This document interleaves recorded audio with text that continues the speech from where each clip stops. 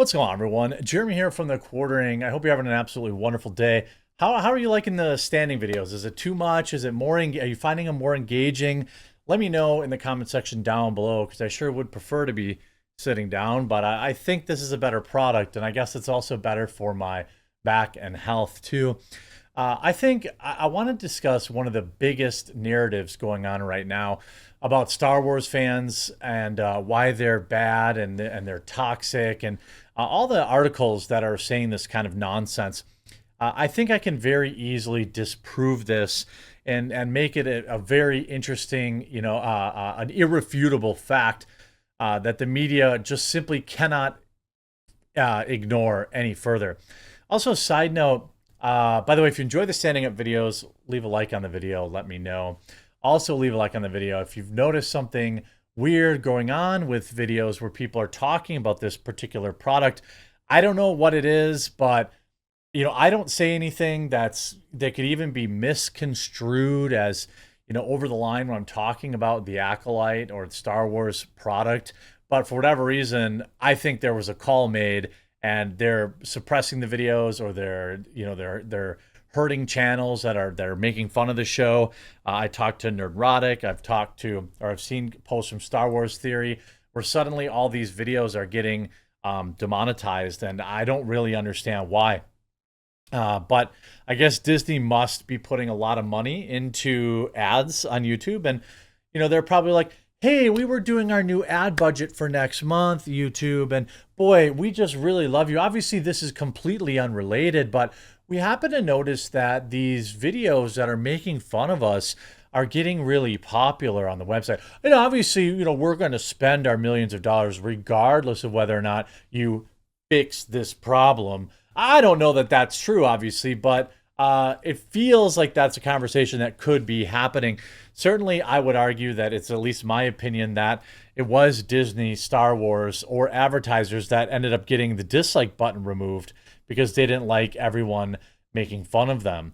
Now, the big narrative is that Star Wars fans are toxic. They don't like any new television shows. They don't like any female leads. Just look at all these examples. And their examples are generally The Last Jedi, which is a terrible movie in general. The new Lord of the Rings show, which is just very terrible, lore breaking, disrespectful of the source material. And also now The Acolyte, right? They say, oh, we have strong independent women, POCs, and they just don't like it because they're toxic. And we don't like that. And look how toxic they are. It's a 14% audience score. And the articles, Star Wars toxic fans keep proving they're the worst. You see, Star Wars is undeniably one of the most beloved franchises in entertainment. It has become one of the pillars of the sci-fi community, established many classic characters of cinema. I mean, it's been a long time since it's done literally any of that. Any of that. It's been an extremely long time since they've done any of that. So it's disappointing that it's also to be acknowledged that Star Wars has become some of the most toxic fans in regard to how they treat the actors behind the characters. Well, that's baloney. Outside of like Mark Hamill going back and forth with people about political reasons, I would argue that just about every actor and actress in the Star Wars universe is universally revered or at worst ignored. There was this whole notion that Kelly Marie Tran, the Rose Tico actress, had gotten all sorts of mean stuff.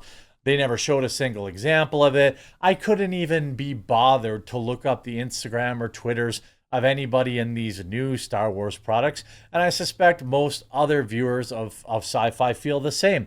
Nobody cares about these characters. Were people sending mean tweets to Daisy Ridley? I feel like that probably never happened, because if it did, we would see countless examples of it, okay? But these articles exist. And then we go to Kathleen Kennedy. A lot of women in Star Wars struggle with fans being mean because of the fan base being, quote unquote, so male dominated. But again, that is a misnomer. First of all, where? Show me all of this mean stuff. Is it the fact that there's videos and people are criticizing the decisions that Kathleen Kennedy made or that Leslie Headland made? that's not directly, nobody's sending that to them. Nobody's getting mad at them. Nobody's, that's just not happening. So I just don't buy that. I don't buy that these, huge waves of meanness. What they're really talking about, okay, what they're really talking about is the Rotten Tomatoes audience score. That's the only thing these people know. They aren't trolling Twitter. They aren't going around. Look, people are not sending mean letters to their houses. That's just not happening. Yet this narrative persists in both the Star Wars community as well as, say, for example, Game of Thrones, where we have George R.R. Martin condemning online anti-fan backlash. Toxicity is growing.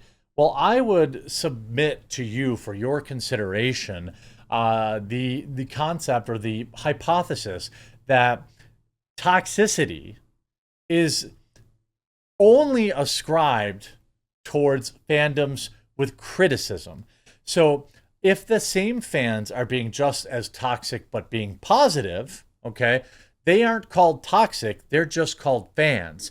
If you are the same fan group and you have a criticism, they simply hand wave it away. They dismiss it by calling you toxic, which is insane because these same people are just as big of fans of these shows as the people who are spending all day rapidly liking every possible positive thing about it. It's the same energy, different targets, but because you have a criticism, you're toxic. The same fans that went bananas for The Mandalorian, okay, those are the same fans that don't like The Acolyte. So were they toxic when they were giving The Mandalorian a 90% audience review score?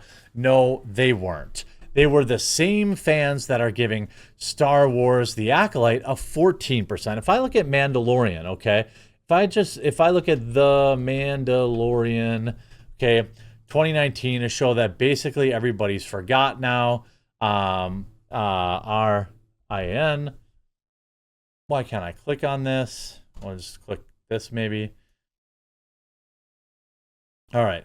So TV shows, Mandalorian, 90%, 78%. Were they toxic when they were giving your show a 78%? Because the same people watching The Mandalorian then are giving it a 91. They gave season 2 a 91%. These are the same viewers that are watching The Acolyte. So were they toxic when they gave you a 91% on The Mandalorian? No.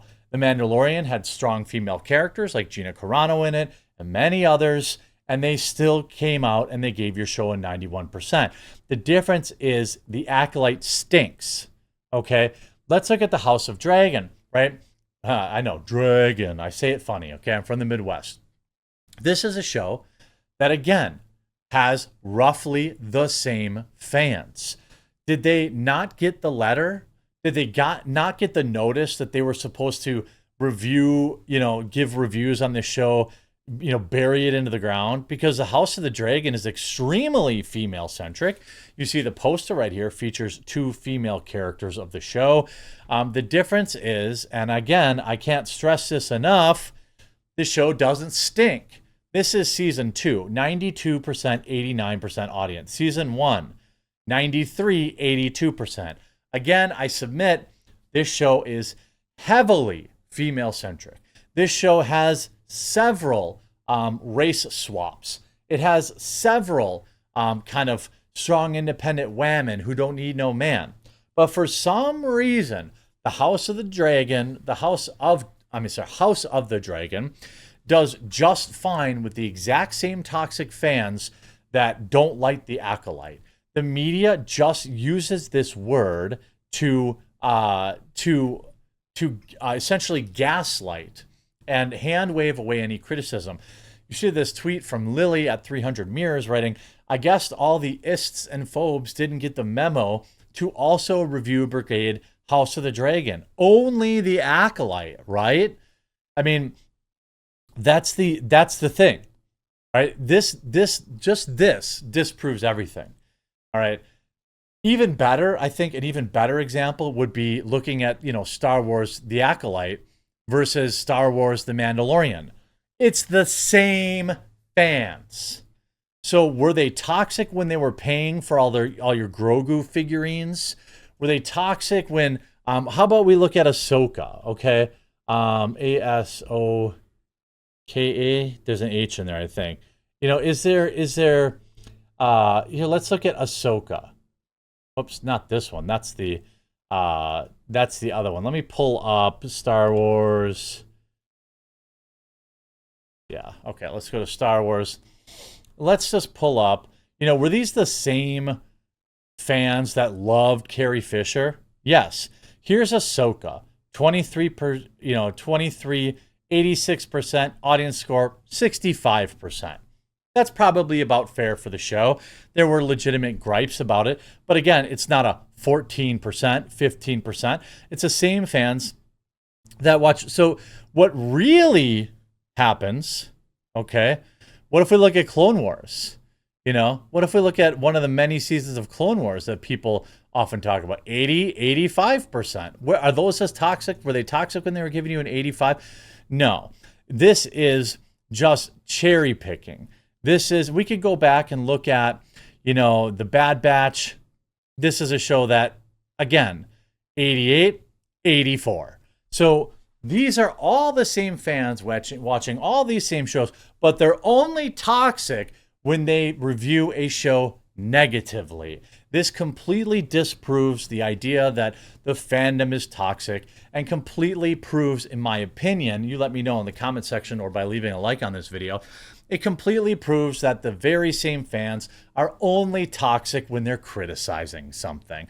Do they think that it's just a group of people that only watch The Acolyte and never watch any other piece of Star Wars material? That, my friends, is absurd. I hope you enjoyed this video. If you did, make sure you leave a like on it.